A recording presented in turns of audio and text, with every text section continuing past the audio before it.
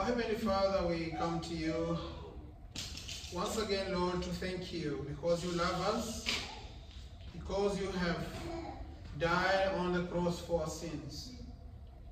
Lord, because of your great love, because you demonstrate your own love toward us, in that while we are yet sinners, but Christ died for us. Thank you, Lord. Just pray to give us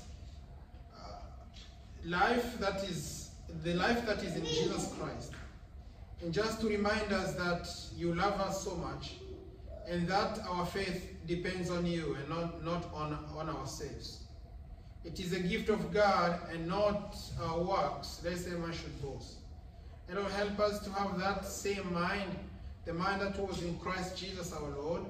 And Lord, help us to be filled with your Holy Spirit, so that we can love you, so that we can live a life of sanctification, a life of purity, a life that honors you. Lord, help us to also be able to glorify you through your scriptures in everything we do, in every room in our life. Lord, bless every one of us tonight. In Christ Jesus our Lord and Savior we pray. Amen.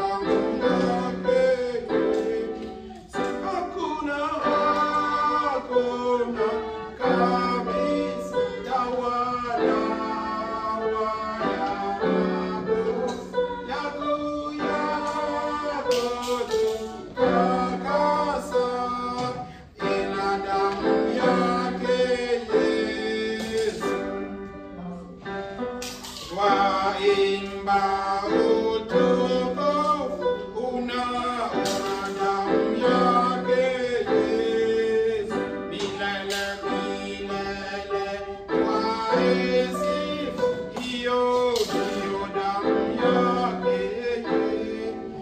Hakuna kabisa dawa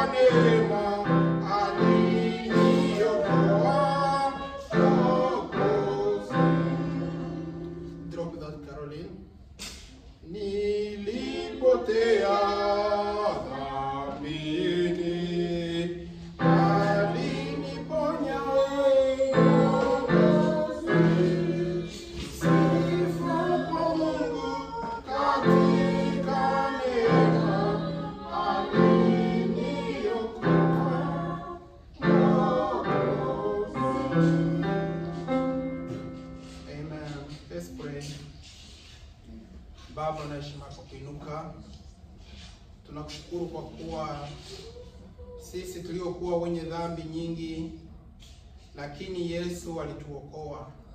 Sisi ambao tulikuwa tumepotea dhambini, lakini Yesu alituponya.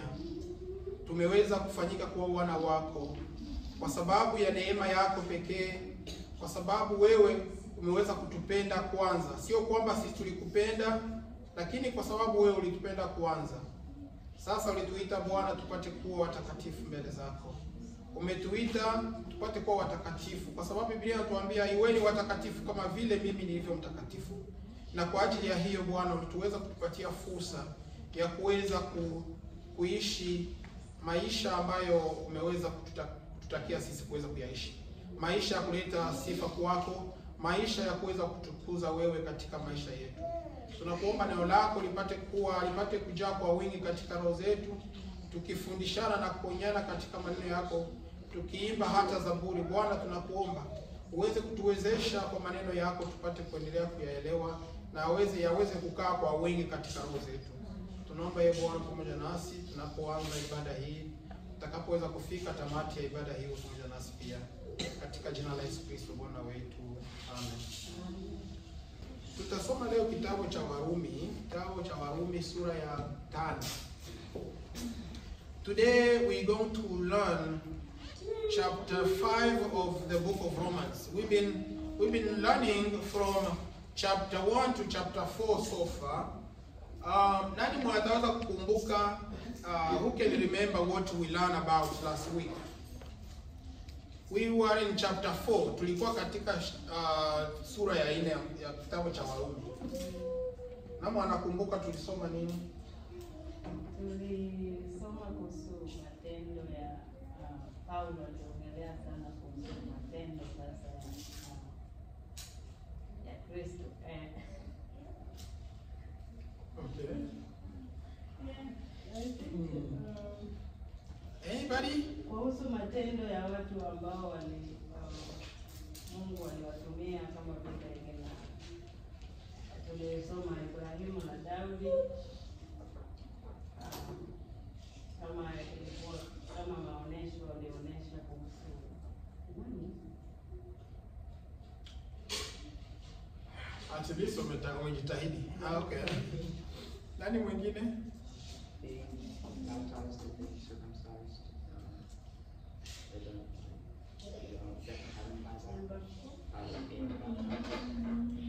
Okay. And you have anything to answer? Well, like he gave us examples for what he was talking about in chapter 3. Yeah. About faith versus work. I think you are maybe the very person closer to what we did. So tulisema nini last week? Tumesema we've been in a book, tulikuwa katika chapter 3. We've been in chapter 3 ya Romans. Tulikuwa katika kitabu cha Warumi sura ya 3. Si ndio? Tukasema chapter ya 3 inaongelea kuhusu kuhesabiwa haki kwa nini? Yes, kwa imani, si ndio? Tukaonyesha katika chapter ya 4 Abrahamu, tukasema mfano, ilikuwa ni example. Sema alikuwa anaonyesha, he was setting up an example trying to emphasize his chapter 3. He was like tying up. He was tying his chapter 3. He was putting the nuts and the bolts on chapter 3. Right? Sio tulisema. So tulionyesha kama katika kitabu katika sura ya 4 Paulo alikuwa anatoa mfano kwa Wakristo wa Rumi kwamba sura ya 3 inaongelea kuhusu kuhesabiwa haki kwa imani peke yake katika Yesu Kristo. Alafu sasa sura ya 4 anatoa mifano ya kuweza kukazia ile sura ya 3. Ndio tumesema. Yeah. Sisi Ibrahimu aliamini kabla Yes. Tuliongea kama we talked about how Abraham believed. Just believe. And he was imputed, he was counted for righteousness. Tuliamini kwamba Abrahamu aliamini Mungu na akahesabiwa haki kwa imani peke yake. Si ndio? Kumbuka, nafikiri yote mnajua hii historia, si ndio? Mnajua hii historia kwamba Abrahamu Mungu alimwambia atoke katika nchi ya babu zake, nchi za baba zake, katika nchi ya Wakaldea, ya Uru ya Wakaldea, aende katika nchi atakayomwambia. Alikuwa hajakutana na Mungu. He was not yet met God when God told him, leave the country of your fathers, leave your country of the of Chaldeans, and go to the country that I will show you, the country that I will indicate you. Imagine, alienda. Sasa alienda, kwa nini aliamini Mungu mwenye alikuwa hajaona? Alikuwa naomba wa Mungu wengine kama vile Mungu wa Kimbirigiti na Mgasha Lugulu. Alikuwa naomba Iliangombe, alikuwa naomba wale wengine wa Mungu, si ndio? Lakini Mungu akamwambia, mimi ndio Mungu niliye hai, mimi ndio Mungu mwenye nguvu. Utoke katika nchi ya mababu zako, uache Mungu wako wa Mungu wako na Mgasha Lugulu, wa Kimbirigiti. Uende katika nchi yenye mimi nitakayoweza kuonyesha wewe. Lakini alikuwa hajafanya matendo yote kusema kwa mimi nitamfanyia Mungu hivi njoo niweze. Hapana. Alisimama kwa sababu tu alisikia sauti. Akaondoka. He heard God voice speaking to him. Leave the country of your fathers. Go to the country that I will show you. And he did what? He left. He believed in God. Okay, if I ask you, what is faith? Imani ni nini? Kuamini ni nini? Kwa mfano mimi nikishaona mama nakaa pale, kisha mimi ninasema ninaamini kama mama yuko hapa. Hiyo ni imani tena? Imani ni bayana ya mambo yasiyo. Bingo, exactly. The faith is something that is not seen. You cannot see faith. Faith is not tangible. Hatuwezi kuona imani. Kama mimi nimeona mama Alex iko pale, alafu mimi nakuja kusema niko na imani kama iko pale, ama makatekwa, niko na imani kama makatekwa. Is it faith? Huh? If I say I have faith that Bishop is there, is it faith? Sit down. Okay, you guys are sitting on the chairs right now. Do you have faith in this chair?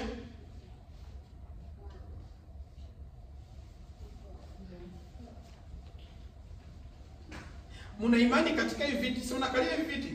Tunavikalia. Muko na imani katika hivi viti? Yeah. Huh? You have faith that will hold you. Ngoja sikia. Boom. And that's what you're gonna say to me. Yes. Yes, we have faith that we are sitting on this chair, they're gonna hold us up. That is faith too. Hmm? You have faith that when you go home, you have an apple in the fridge you're gonna eat.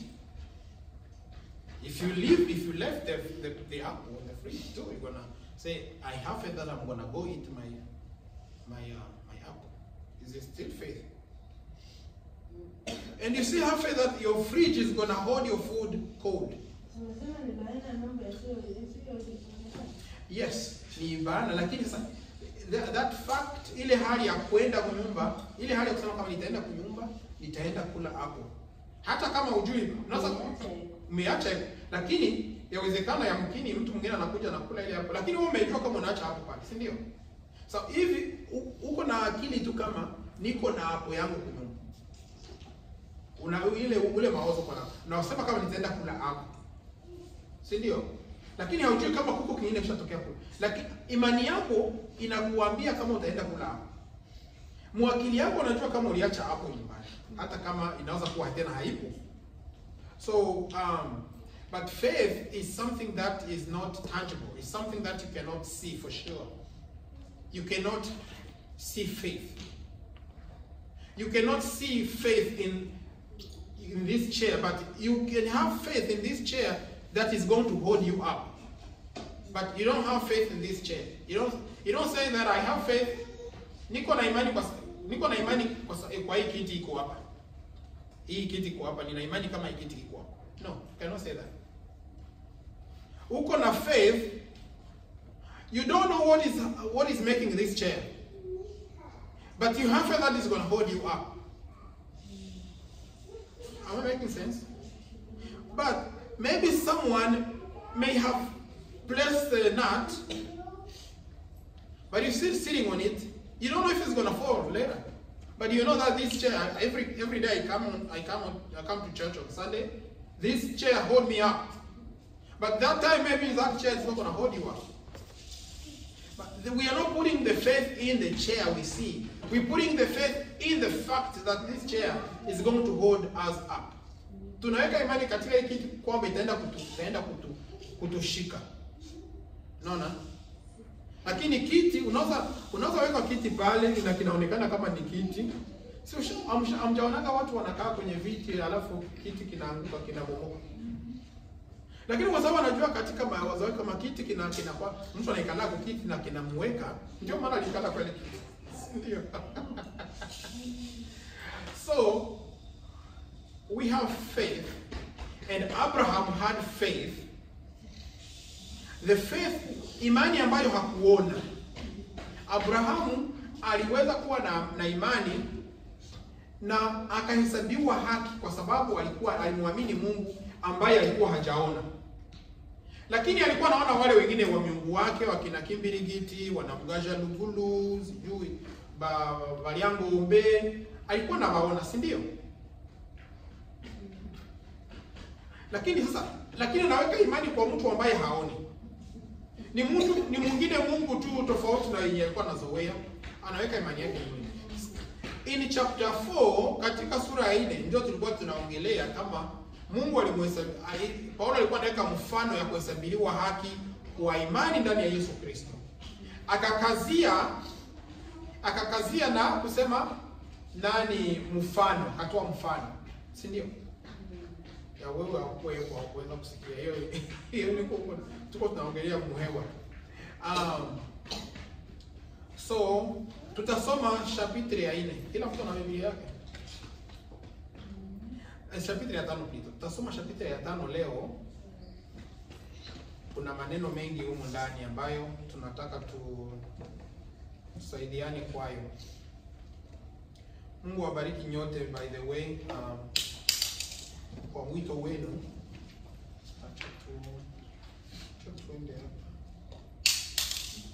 So tutasoma, we're gonna read the book of Romans. We're gonna split. Tutafanya kila mtu asome kidogo ili tuweze kila mtu aonekane yuko involved. Everyone has to be involved to look like everyone is involved. Okay, so what we're gonna read? We're gonna read the book of Romans chapter 5. Tutasoma chapitre ya 5, sura ya 5 ya kitabu cha Warumi. Tusome. Tunafanya chapitre 5, depending on how you guys gonna feel about it. Let me start. Tuseme nini basi? Tudumu katika sio hiyo. Chapitre ya 5. Basi tukiisha kuhesabiwa haki itokayo katika imani, na muwe na amani kwa Mungu kwa ajili ya Bwana wetu Yesu Kristo, ambaye kwa yeye tumepata kwa njia ya imani kuifikia neema hii ambayo mnasimama ndani yake, na kufurahi katika tumaini la utukufu wa Mungu.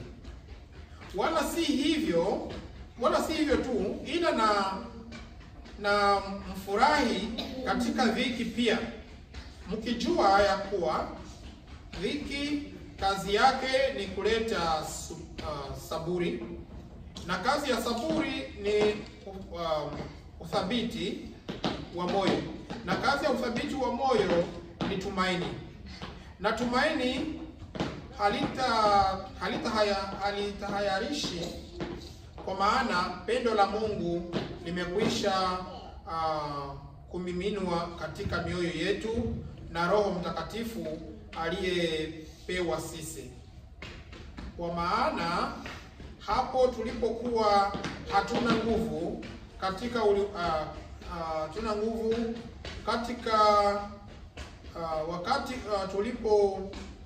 wakati ulipotimia, Kristo alikufa kwa ajili ya waovu.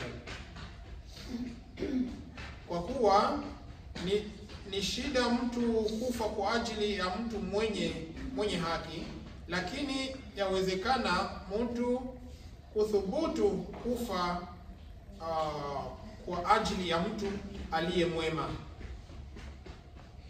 Simamia hapo, mwingine anaweza endelea. Ama kwanza tujadili kuhusu haya ambayo tumesoma.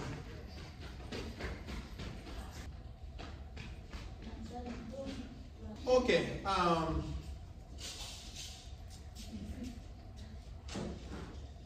tukianza kwa mstari wa kwanza, hii chapitre ya 5 inatuonyesha namna gani inaonyesha, it talks about two people. It talks about Adam and it talks about Jesus Christ. So in this chapter, and also you're gonna see how Paul is trying to broaden, namna gani Paulo anajaribu kuchambua upendo wa Mungu kwa ajili yetu sisi. Anaonyesha zaidi ya kwamba asili vile tuliweza kushindwa,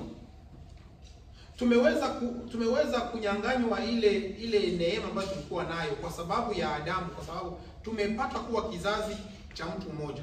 Kumbuka katika sura ya kwanza na sura ya pili sana. Sura ya kwanza tuliongea asili ya dhambi. Lakini chapitre ya 5 tutaona ukienda katika mstari wake wa 12 na kushuka mstari wa 12, utaona namna gani dhambi, origine yake. Dhambi imetokea wapi? Imetokea kwa nani? Na baada hapo tutaona pia neema inatokea kwa nani. Huko vitu viwili hapo ndani. Dhambi inakuja kwa njia kwa Adamu, na pia neema inakuja kwa Yesu Kristo. Tutachambua hayo mawili katika hii sura ya 5, na pia tutaona namna gani upendo wa Mungu uliweza kumwagwa juu yetu sisi. Na tutaona namna gani Yesu Kristo aliweza kuchukua nafasi ya kufa kwa ajili, sio kwamba amekufa kwa ajili ya watu walio wema. Hajakufa kwa ajili ya watu ambao wanajisikia wenye haki. Ndio yanatuambia kwamba yule aliye mgonjwa ndio ana asili ya kutafuta mganga. Kama unajisikia uko mgonjwa utaenda kutafuta mganga. Na sio mganga sio ndio anatafuta mgonjwa, lakini wewe ambaye ni mgonjwa ndio unatafuta mganga, si ndio? Sasa hapa anajaribu kuonyesha kwamba katika mstari mmoja hapo unaweza kuangalia mstari wa 7, anasema hivi: kwa kuwa ni shida mtu kufa kwa ajili ya mtu mwenye haki, lakini yawezekana mtu kuthubutu kufa kwa ajili ya mtu aliye mwema. Mtu ambaye iko na haki haiwezekani hiyo ufe kwa ajili. Iko anaonyesha kama Yesu Kristo haingewezekana kufa kwa watu ambao wako na haki, lakini amekufa hata kwa watu ambao wako wema. Inamaanisha kwamba nao wema wetu na namna yetu tunayoishi, matendo yetu mazuri, hali yetu nzuri, all of us, everything we do is not by our own works, but Christ died because of our own works. But he said that he could not have died for someone who has been justified or someone who is righteous, but he died for those who are good. So how can Jesus die for someone who's good, but not die for someone who's righteous? Namna gani Yesu angeweza kufa kwa mtu ambaye ni mzuri, lakini asikufe kwa mtu ambaye mwenye haki. Lakini I think this was a metaphor that Paul was trying to make here. That we don't have our own righteousness. Hatuna haki ya sisi wenyewe. The Bible says, there is none who seek God, and there is none. Hakuna Mungu amtafutaye Mungu, hakuna hata moja. The Bible tells us that, na matendo yetu ni kama tapii. Si ndio tapii? Ni kama tapii zenye uchafu katika kitabu cha Isaya. Nafikiri, I don't remember, I think it's chapter 45. Matendo yetu ni kama tapii za kuchafuka. The Bible says, there is none who seek God, no, not one. Hakuna mtu amtafutaye Mungu hata mmoja. Kwa maana watu walifanya wakatumia utukufu wa Mungu. So, hakuna mwenye haki hata mmoja. Na hakuna mtu anayemtafuta Mungu hata mmoja. Sasa, hii ilikuwa kama tu, niseme ilikuwa kama methali ambayo ilikuwa nataka kuonyesha. Kwamba Yesu hangeweza kufa kwa wenye haki, lakini kwa wenye neema na kwa wema na kufa. Yawezekana.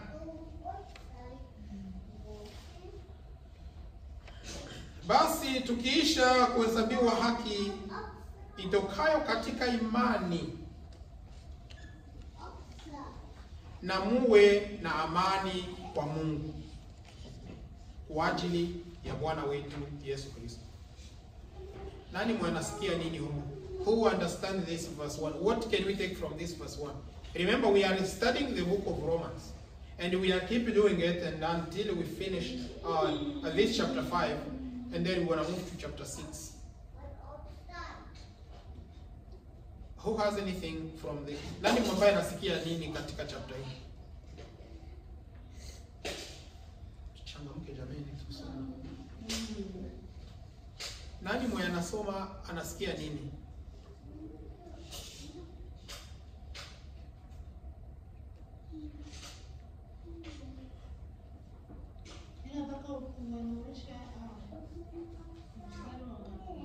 Wa kwanza. Chapter 5, yes.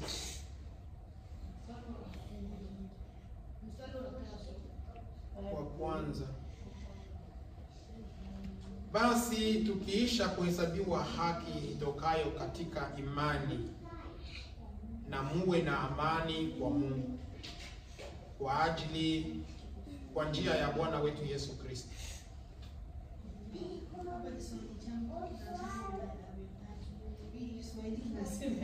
Soma tu hakuna shida. Basi tukiisha kuhesabiwa haki tunayo katika imani, na muwe na imani kwa Mungu kwa njia ya Bwana wetu Yesu Kristo. Nitaka uzungumze kidogo kuhusu njia, yaani imani kwa imani na muwe na imani. Amani, hapa mimi nasema amani. Iko imani na muwe na amani. Yep. Sindio nimesema muondoe, mchambue, mlete maneno, mlete mawazo. Nasema tu amani ni uhuru. Kama vile unajisikia uko huru na Kristo. Imani ni kuamini. Amani, una amani na Yesu Kristo. Yaani una amani vile unavyoenda kanisani unajisikia amani. Vile unamuomba Mungu unajisikia amani. Ina amani nyingi rohoni mwangu, amani ya Yehova Mungu. Unajua hiyo? So kuna kitu nataka tueleweshe pale. Amani, baada ya kuwa na imani, tunahesabiwa haki, si ndio? Tunahesabiwa haki kwa njia ya imani, si ndio? Baada ya kuwa na imani, baada ya kuhesabiwa haki, tunapata wokovu, si ndio? Huo ni wokovu tunapata.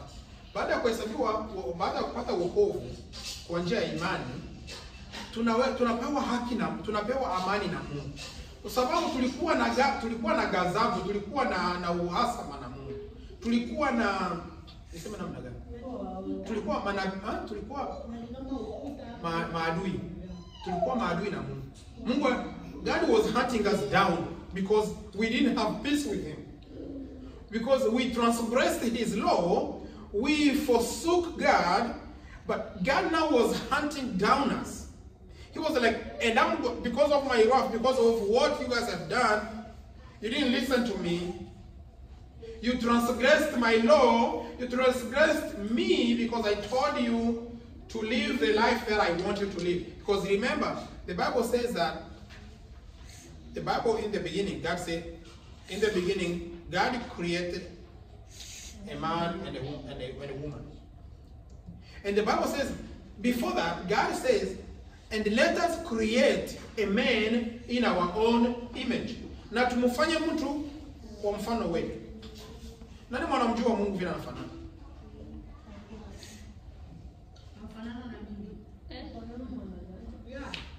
Mungu anafanana na wewe. Mungu ni roho. Mungu ni roho.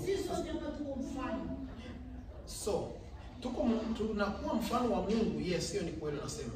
Lakini sasa wakati huo mfano tulikuwa nao wa Mungu, tulikuwa nao mfano na Mungu namna gani? Tulikuwa mfano wa Mungu wakati gani?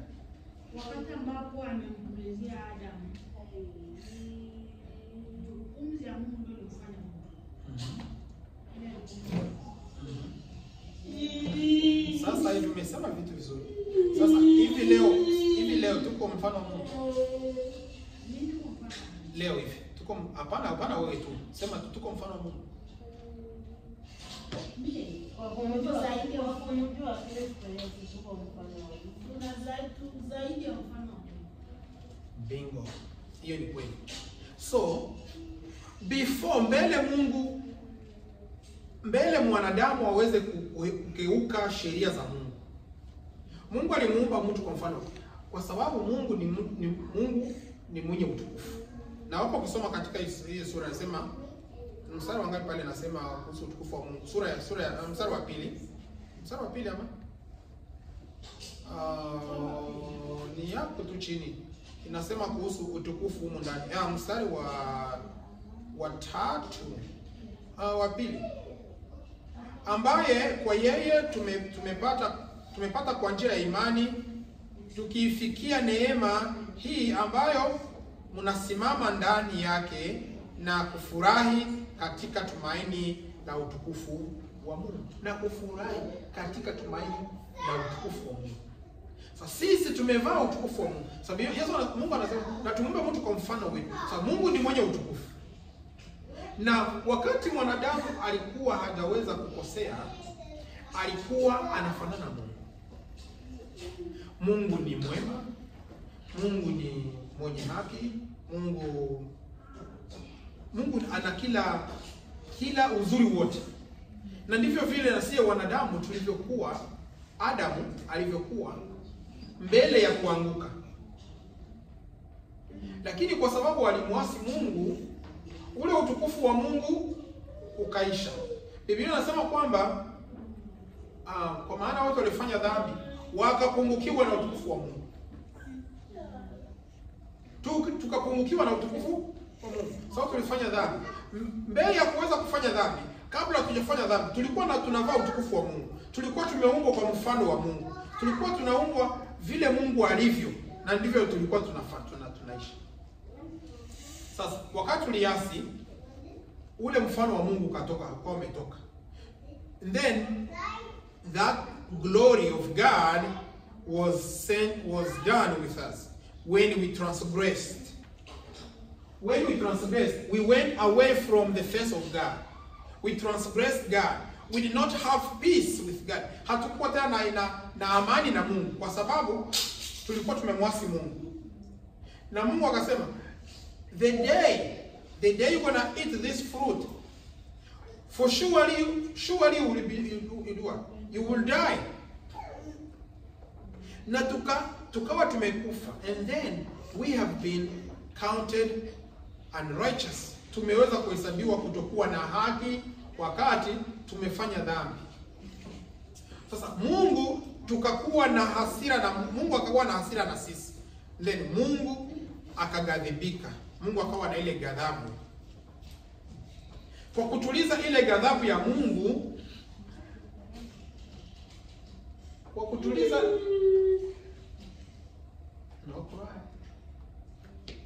kwa kutuliza ile ghadhabu ya Mungu, aliweza kumtuma Yesu Kristo. Mungu tena akatupatanisha na yeye, akatupatanisha kwake. Akaleta ile amani ambayo tulikuwa tumekosea nayo. Tulikuwa kwenye vita na Mungu. Tulikuwa tuna fight na Mungu. Naona? Tulikuwa tuna fight na Mungu, tulikuwa kwenye vita naye. So, akatuletea Yesu Kristo, tukapewa amani. Tukawa na amani na Mungu. We got the peace with God. If you read verse 1, chapter 5, verse 1, what does it say? Read in English so you guys can also understand. Therefore, since we have been justified by faith, we have peace with God through our Lord Jesus Christ. We have peace. We were enemies of God before our salvation. We have been away from God. We didn't have peace. But now we have peace in Christ Jesus. Because we have been reconciled, tuliweza kupatanishwa na Mungu through kwa njia ya damu ya Yesu Kristo, tukafanyika tena kuwa marafiki wa Mungu. Tukakuwa sasa na amani na yeye. Mungu akaacha tena kutufight, tena akaacha sasa kutugombanisha. Sababu alituambia na hakika mtakufa na tulikufa. The Bible says, where is thy sting, O death? Una ushindi wako, mauti, ushindi wako uko wapi? Ushindi wako umemezwa katika Yesu Kristo. Mnakumbuka tulisoma ni wapi katika Biblia tulisema kwamba nani injili ilianza kupatikana mara ya kwanza katika Biblia? Where do we see the gospel in the first place in the Bible? Where? We talked about that.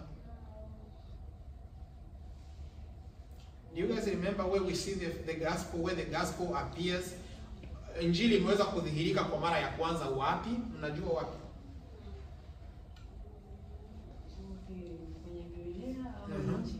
Mara ya kwanza kwenye Biblia mara ya kwanza wapi kwenye tunaona kudhihirika kwa injili?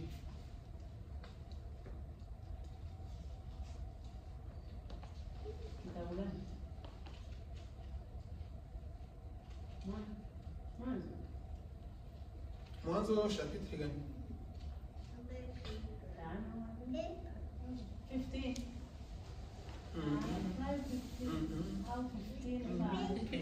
Yeah.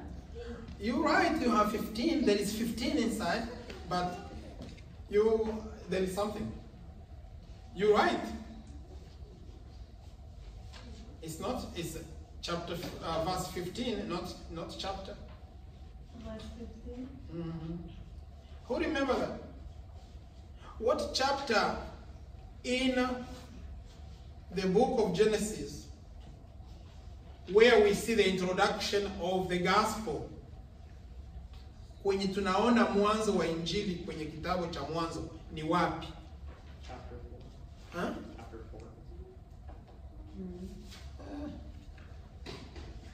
4. Close.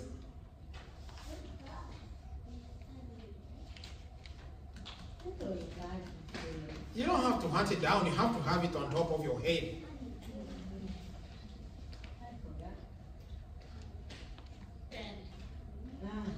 Na wewe acha kusinzia, niambie wewe unaziwaziwa macho tu nisikuambie wewe. Unajua mwanafunzi anajua wanafunzi wako wanakuwa wanaendaga nyuma na nyuma. Okay. Chapter gani? Okay. Ni verse 15, but mnasahau chapter 2. Sio bali. Bishop was close. 36. 3. Chapter 3, yes. Chapter 3, verse 15 of the book of Genesis. Mahala amesema kwamba yani utamuuma kisigino na atakuponda kichwa. Kumbuka. Hapo Yesu alishinda mauti kwa ajili yetu.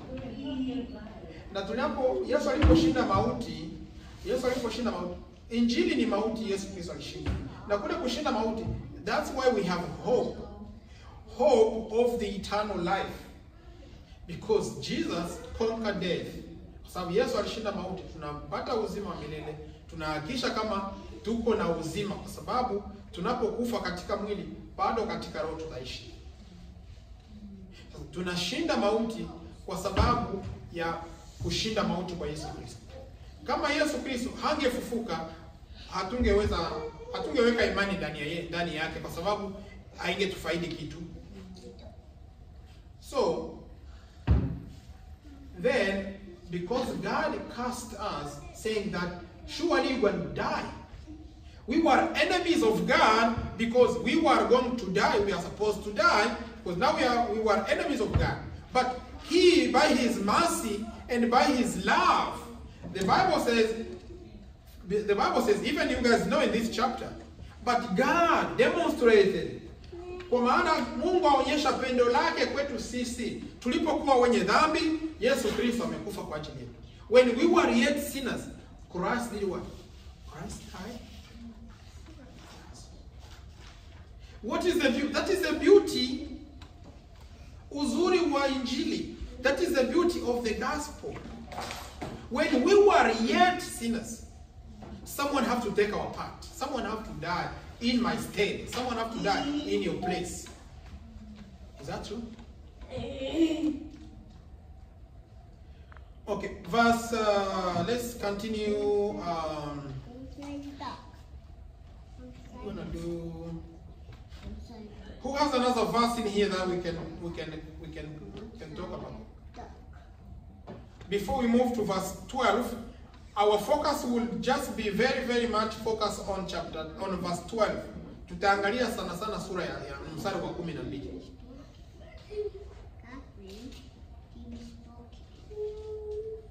Mstari wa 12 ndio tutaangalia zaidi. Kuna mwingine iko na kitu kwenye mstari hizo zingine za juu, kisha mbele tuende kwa mstari wa 12.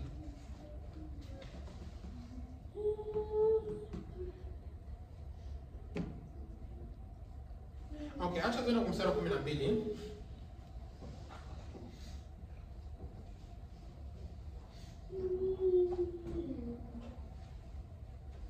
Mbele tuende katika mstari wa 12. Ninataka muangalie huyu mstari mmoja hapa. Nataka muangalie mstari mmoja, yuko mzuri, nafikiri ningependa tuweze kuchambua, tuweze kuongelea kidogo. Mbele tuende kwa mstari wa 12 tuonyeshe namna gani asili ya dhambi vile imeingia na kifo vile kiliingia, alafu vile neema nayo iliingia na uzima wa milele ukafuata ile neema. Mstari wa 9 unasemaje? Basi zaidi sana tukisha kuhesabiwa haki katika damu yake tutaokolewa na ghadhabu kwa yeye. Unayasikia hapo una nini pale? Nini unapenda tuongelee pale? Haieleweki? Hajaeleweka? Tufasirie kidogo. Mstari wa 9. Tufasirie kidogo.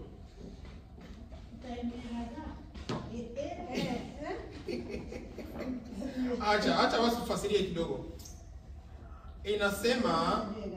Inasema ghadhabu ni ni hasira.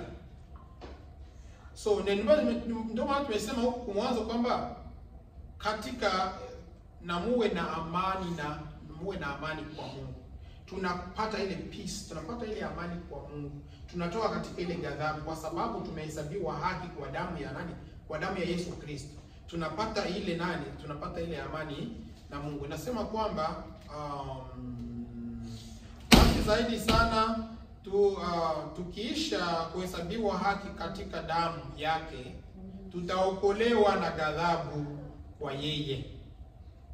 You remember, ghadhabu, tutaokolewa na ghadhabu kwa yeye. Ghadhabu ni nini? Ni hasira ya Mungu. Mungu alikuwa ametoa hasira yake. Hasira yake sisi ilikuwa tupate sisi. Lakini God's wrath was upon us. Okay? Before Jesus Christ, the wrath of God was poured on us. But Jesus came to propitiate or to quench off the wrath of God. Do you guys understand the quenching? How do you say it? To lessen or to appease God's wrath. Do you guys know the word appeasing? Huh? To come down. Huh? Let's say I kindle a fire outside. But you came and said, oh, no, we don't need fire here. You bring the bucket of water and then you just pour on the fire. You are quenching the fire, right? Are you quenching the fire? Yes. Unazimisha moto. And that is what Jesus did. Jesus quenched the wrath of God by reconciling us. Kwa kutupatanisha na Mungu, alizimisha moto wa ghadhabu ya Mungu. Tulikuwa tuhukumiwe. The Bible says, kwa mapigo yake sisi tumepata kupona. By his stripes we have been healed. If Jesus did not die on my behalf, if Jesus did not die on your behalf, we could have undergone the wrath of God. Tungeweza kustahimili, tungeweza kupitia ama tungeweza kupata malipizi ya Mungu kama Yesu Kristo hangeweza kufa. But because we place our faith, kwa sababu tumeweka imani yetu ndani ya Yesu Kristo, kwa njia ya mauti yake tunaweka imani yetu ndani yake, tunapona ile ghadhabu ya Mungu. Tukimwamini Yesu na kumwamini kama yeye ndiye Bwana na Mwokozi wa maisha yetu, ametuokoa, amekufa mahala pangu mimi ningepaswa kufa. Then we have peace with God. Then we quench the wrath of God in verse 9. Then we quench the wrath of God. We terminate the wrath of God through faith in Jesus Christ. Right? So I think at this point we should maybe land here, and then we can maybe talk from 12 to the rest of the chapter. 11. Do you want the chapter, verse 11? What does it say? Let's see. Nasema wala sielewi tu, lakini tunafurahia kwa ajili ya Mungu kwa njia ya Bwana wetu Yesu Kristo aliyetupatanisha sasa na Mungu. Hata sura mstari wa 10 kwanza. Kwa maana ikiwa tulipokuwa adui, sikia sasa. Tulipokuwa waadui, sura ya mstari wa 10. Kwa maana ikiwa tulipokuwa adui, tulipatanishwa na Mungu kwa mauti ya mwana wake. Zaidi sana, baada ya kupatanishwa, tutaokolewa katika uzima wake. Wala si hivyo tu, ila pia twajifurahisha katika Mungu kwa Bwana wetu Yesu Kristo, ambaye kwa yeye sasa tumeupokea huo upatanisho. Nini ambaye yaelewe mwe nani? Ambaye kwa yeye sasa tumeupokea ule upatanisho. Tumepatanishwa na Mungu kwa njia gani? Tunafurahi, tuna ile furaha. Tunataka kujifurahisha, najua kwamba kweli tumepata kuwa na ile upatanisho na Mungu. Tulikuwa ni kama vile watu wawili, unaweza kuwa unanikuta mimi niko nagombana na Caroline. Tunagombana. Wewe unakuya unasema, "Mungu unagombania nini? Si mwe ni wa moya tu. Unagombania nini?" Au unaleta maneno pale, angalia hivi, angalia vile. Unatupatia ule upatanisho, unatuambatanisha mimi na Caroline. Kama tulikuwa marafiki, ule urafiki wetu unarudia tena. Tunaanza enda mtoni pamoja kwenda kushota mai. Tunaanza kwenda kuvuna kuni, kuchuma kuni porini. Tunaanza kwenda kwa masomo pamoja, tunaenda njia moja kwa masomo. Tunakuwa tumepatanishwa. Na sisi tulikuwa maadui za Mungu kabla ya wokovu, kabla Yesu Kristo kutupatia uzima wake. Lakini kwa sababu Yesu Kristo alikuja kufunga ile tundo ama ile shimo ambayo ilikuwa inatutoanisha sisi na Mungu. Angalia kwa mfano hii Biblia na hii Biblia hapa, si ndio?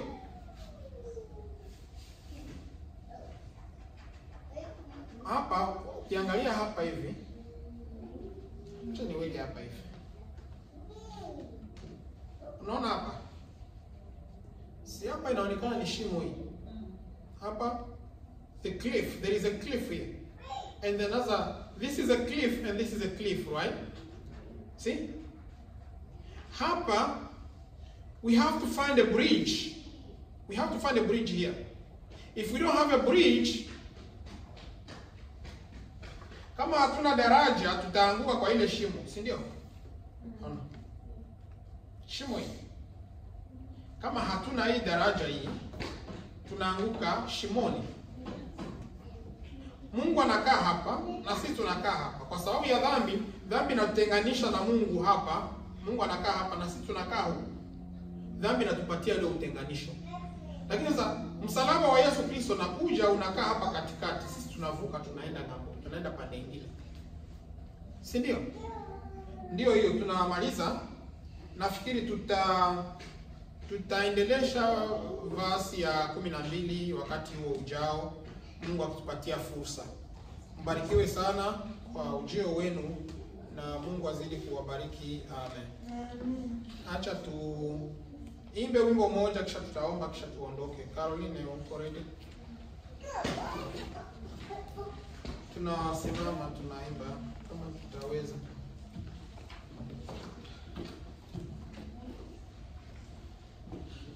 Tuone tajua nini.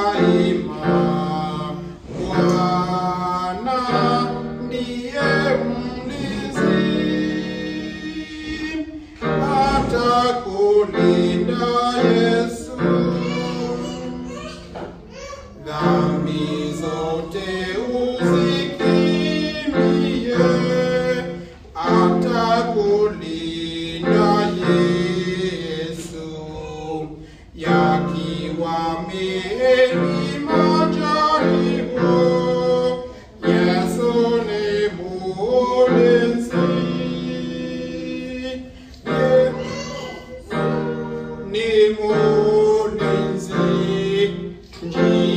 zote na daima.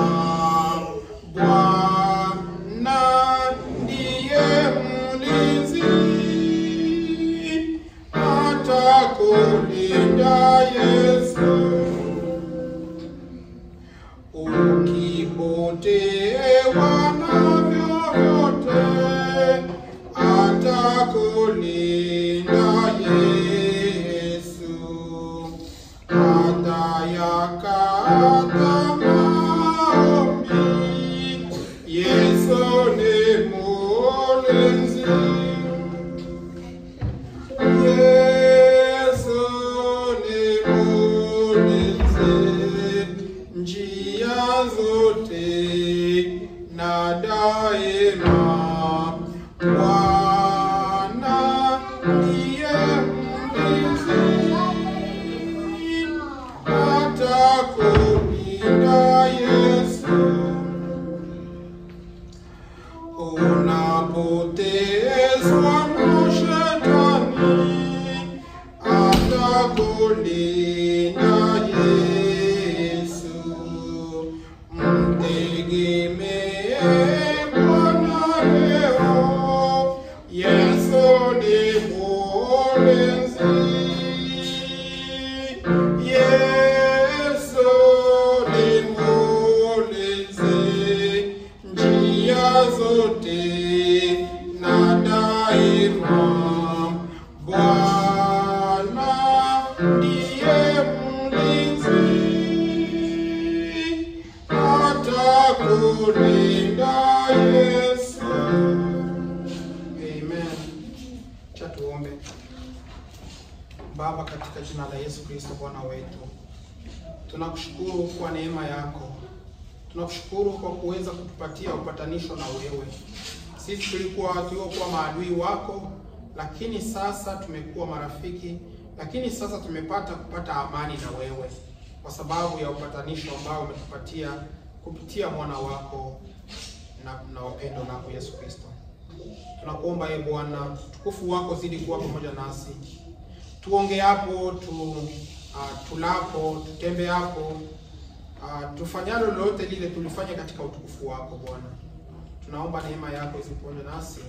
Tuamini kwamba katika ufufuo wa wafu, katika wale waliokuamini, utakapokuja kufufua kupeleka kanisa lako, Bwana, hautaenda kutudhuru, hautaenda kutusahau sisi pia, kwa sababu tumeweka imani yetu ndani yako kwa njia peke yake ya imani, pasipo matendo ya sheria.